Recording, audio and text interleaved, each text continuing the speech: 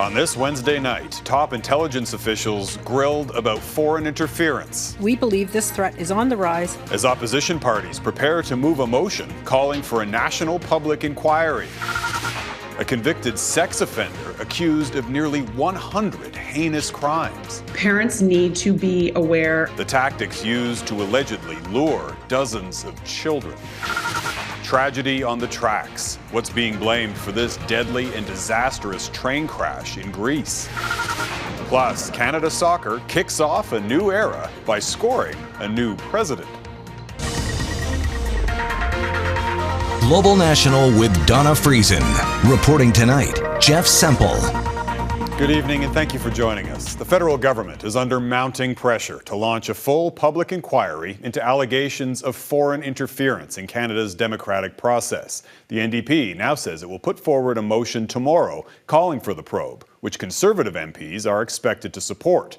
The push comes after weeks of reports from Global News and the Globe and Mail outlining Beijing's alleged interference, something the Prime Minister says his government has taken great steps to address. This is one of those things that this government has taken more steps on than any previous government, and we will continue to take this issue extremely seriously. It's not a question of partisanship or partisan gain, as we are seeing somewhere in some of the comments out there. The Prime Minister's comments came as MPs questioned top intelligence officials on Parliament Hill over allegations China covertly supported candidates, most of them Liberals, in the 2019 and 2021 election. Mackenzie Gray has tonight's top story.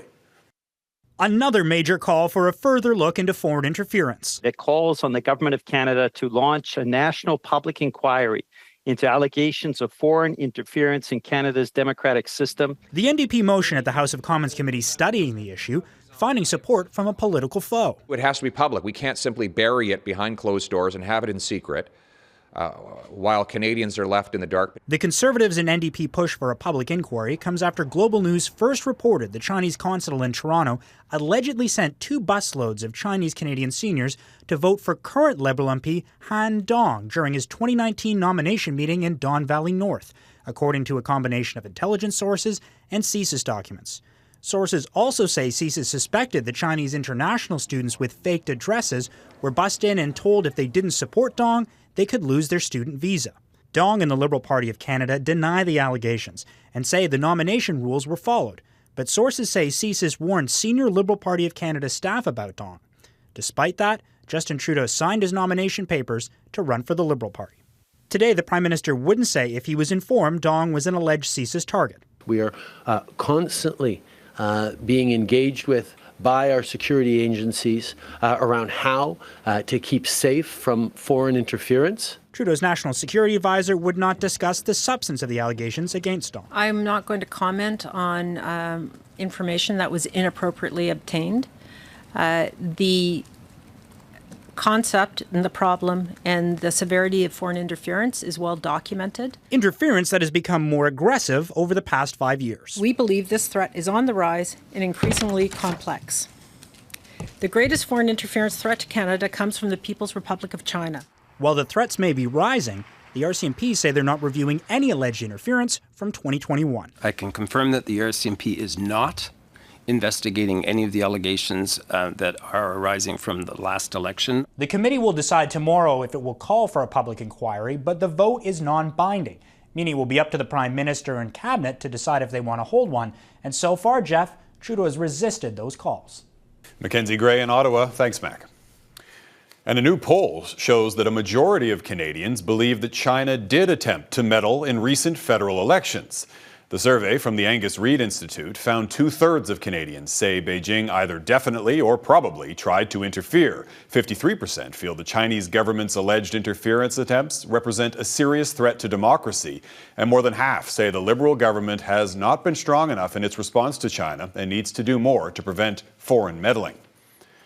The Prime Minister refusing calls for a public inquiry pointed to those committee hearings underway in Ottawa and to a report released late yesterday that looked at how the country dealt with possible interference in the last federal election. Our chief political correspondent, David Akin, has been digging into that report. So, David, what does it tell us about any foreign meddling in that 2021 election? Well, I'll tell you, the Prime Minister believes that report tells us something. The latest review on 2021 just came out and confirms that our election integrity held in 2021 as it did in 2019. But it is not quite that clear-cut, Jeff. That report that came out late Monday, it was not an investigation into interference into Canada's overall electoral process. It was simply a review of a process put in place for the 5-week-long 2021 election. The report itself notes it cannot address allegations of interference before the campaign started, such as in nomination meetings or at any time outside that very specific 5-week election period.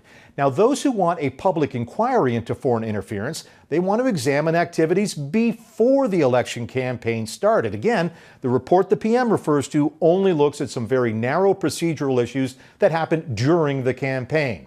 Now, the report looked at a system that gives 5 senior bureaucrats the authority to decide first if there has been a major incident of election interference and then to warn the public. Now, in between elections, that authority rests with elected officials, the Minister of Justice, the Minister of Public Safety, and so on. But it would not be appropriate during the actual election to have politicians competing for votes decide when or if to warn the public about election interference. So the report concludes that those 5 bureaucrats did their job well in 2021, and they did not detect major incidents of interference. But the report also calls for changes to make the system work better, to improve transparency, to improve communications, and to make public minor incidents of election interference. And the report says the government should start making those changes right now so that the bureaucracy, political parties, and most of all, voters are better prepared to spot election interference and know how to deal with it. Jeff? All right, David Akin in Ottawa. Thanks, David. A U.S. intelligence investigation has found it is very unlikely that a foreign adversary was behind so-called Havana syndrome cases. That was the name used to describe the strange symptoms experienced by American and Canadian diplomats and their families while living abroad. Investigators looked at 1,500 cases across 96 countries, and they found the illnesses appeared to have different causes, ranging from pre-existing medical conditions to environmental factors, and didn't have a common explanation. Reports of the mysterious illnesses first surfaced in 2016 in Havana, Cuba. Symptoms included migraines, nausea, memory loss, and dizziness. A Toronto man is facing nearly 100 charges linked to a sexual assault investigation involving children. Daniel Langdon is suspected of luring and sexually assaulting victims as young as 7. Police allege he targeted many of them through social media. And as Mike Drolet reports, the accused was already known to police. And a warning, some of the details in this report are disturbing. This is 31-year-old Daniel Langdon. This too is Daniel Langdon, as is this. Pictures Toronto police say he altered to appear younger on social media. After a lengthy and ongoing investigation, police have charged Langdon with 96 sexual offenses involving multiple underage victims since April 2021. One alleged incident involved a 7-year-old victim who was sexually assaulted at a Toronto park. Langdon, police say, was prolific on social media, where he used pseudonyms on multiple platforms including Snapchat, TikTok, the teen dating app Swiper, and Instagram, where on one of his profiles he wrote that he likes friends, sunshine, pizza, and ice cream. And we know that coming forward isn't always easy, but we are asking anyone that may have interacted with him or anyone that may have any information to contact the police. Toronto police had previously warned the public about Langdon in 2016 when he was arrested and eventually convicted of charges related to child pornography. According to court records accessed by Global News, he was sentenced to 2 years less a day in jail and put on the National Sex Offender Registry for life. But the registry, which can only be accessed by police, is just a list. And once offenders are released from jail, They're often not tracked. That's really the problem here, is we don't know how to address this type of behavior appropriately and how to manage it, because that's really what it's about. You never stop having a sexual interest in children. It needs to be managed properly. And that, he says, puts the onus on parents to police whom their kids speak with online, which can be a daunting task. The Canadian Centre for Child Protection reports its tip line has seen the number of reported luring incidents rise from 220 in 2018 to 2,013 in 2022. Yeah, I would say that the 815% increase that we're seeing in the last few years is staggering to us. And the real number, when considering unreported cases, could be much higher. Mike Drolet, Global News, Toronto. BC and Saskatchewan are the latest provinces to reach a deal with the federal government over healthcare funding. BC has agreed in principle to a $27 billion deal over 10 years. It includes a one-time $273 million top-up to help address urgent needs like pediatric care. Saskatchewan signed a $6 billion agreement, which includes a $61 million top-up, plus another $111 million annually for the next decade. That money will be used to improve access to primary care, surgeries, and mental health and addiction services. The federal government is also setting aside money to improve long-term care. It's promising nearly $2 billion over 5 years to increase wages for personal support workers. Another $6 billion investment with the provinces and territories will help home and community care. The funding is part of a $199 billion federal commitment to improve health care over the next 10 years. It's one of the worst crashes Greece has ever seen. Coming up, the investigation into a fiery collision between two trains.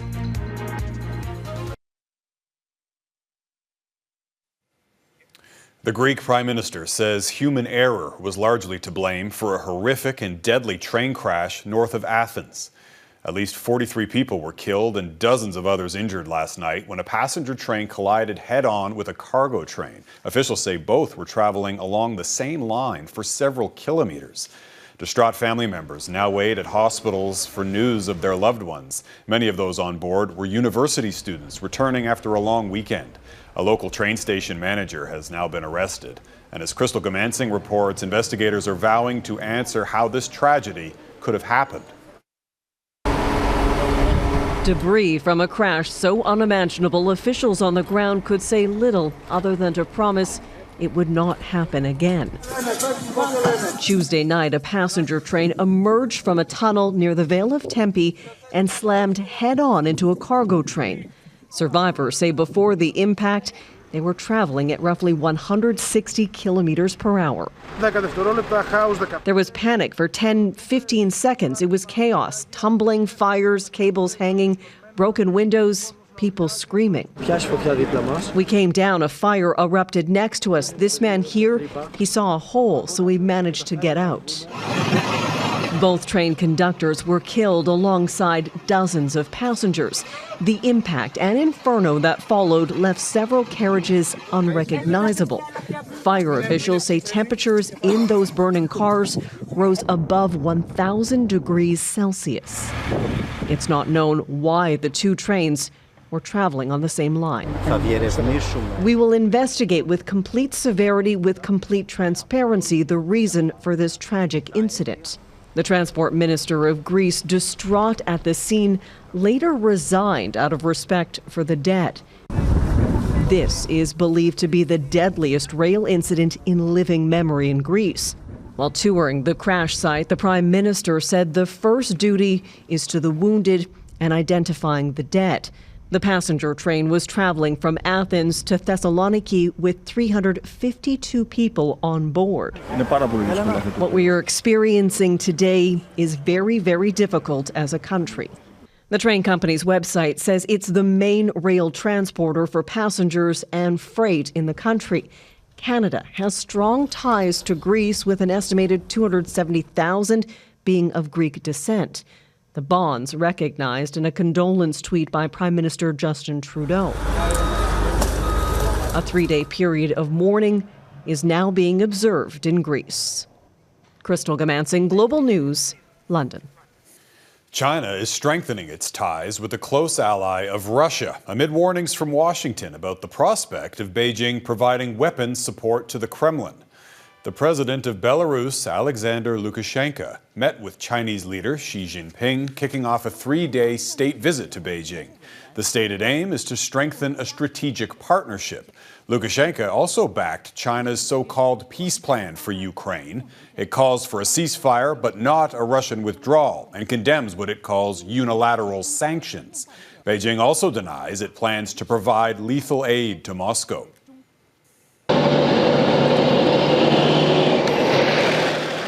And there are more signs that Ukrainian forces may be on the brink of losing the long, bloody battle for the city of Bakhmut. In an interview, an advisor to Ukraine's president says its military is weighing all options, including a retreat from the strategically important city.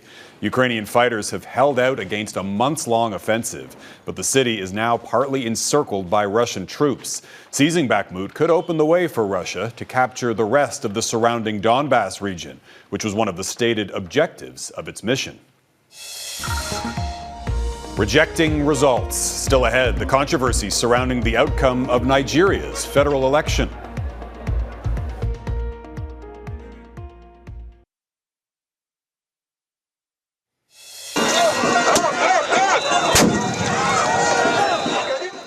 Israeli police cracked down on protests in Tel Aviv, firing stun grenades and a water cannon to disperse demonstrators. Protesters blocked the main highway between Tel Aviv and Jerusalem as part of a nationwide day of disruption against controversial judicial reforms that would weaken the power of the Supreme Court. Critics say the changes are a threat to democracy. Africa's most populous country has a new president-elect, but the vote wasn't without controversy. Nigeria's election commission announced a winner today in a bitterly contested campaign. And as Mike Armstrong reports, the parties that finished second and third say they'll contest the results in court. He is moving from behind-the-scenes kingmaker to president-elect. Bola Tinubu is a former governor who helped his party's leader win the last 2 elections. Now he's won himself. From my heart, I say thank you very much.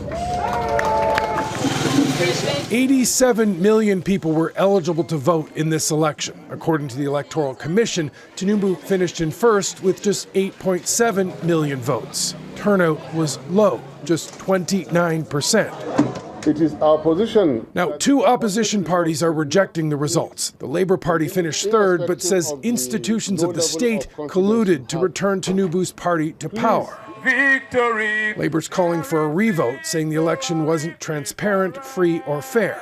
But it says it will contest the vote in court and called for restraint. While painful, we implore you all to please remain peaceful and calm. International observers say the Electoral Commission had serious challenges. Insecurity in parts of the country, fuel shortages, and major technical problems all affected turnout. 15. There was also new technology that was supposed to make counting and tabulating easier, and instead slowed everything down. Few lapses that were reported. Well, Tinubu says there weren't enough problems to make a difference in the results. Nigeria is Africa's biggest economy, but Tinubu is set to take over a country with multiple major crises. There's skyrocketing inflation, poverty, and Islamist insurgencies in the northeast. But first, he faces contested election results after the weakest win in decades. Mike Armstrong, Global News. Fresh faces and a familiar challenge. Next, Canada Soccer looks to tackle problems both on and off the field.